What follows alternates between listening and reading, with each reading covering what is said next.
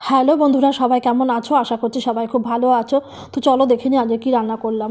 দেখো, নোটে শাক আর লাউ খোসাকে কুচিয়ে নিয়েছি, ওটা ভাজা হবে। লাউ ঘন্ট হবে, লাউ কেটে নিয়েছি। আলু কাঁচকলা কেটে নিয়েছি। মাছের ঝোল হবে, এই দেখো কাতলা মাছ, এটা দিয়ে আলু কাঁচকলা দিয়ে ঝোল হবে। এই কুচো চিংড়ি, এটা দিয়ে বড়া হবে। আর এই দেখো চিংড়ি মাছ, এটা দিয়ে লাউ ঘন্ট হবে। তো প্রথমে শুকনো লঙ্কা আর কালো জিরে ফোড়ন দিয়ে লাউয়ের খোসা আর নোটে শাকটা ভাজা বসিয়ে দিলাম। এবার নোটে শাকটা ভাজা হয়ে গেলে তোমার তেজপাতা আর গোটা জিরে ফোড়ন দিয়ে চিংড়ি মাছ দিয়ে লাউ ঘন্টটাও বসিয়ে দেবো।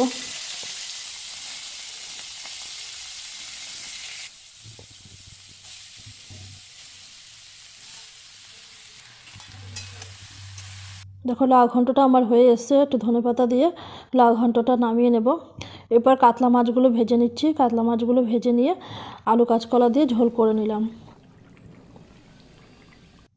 এবার কুচো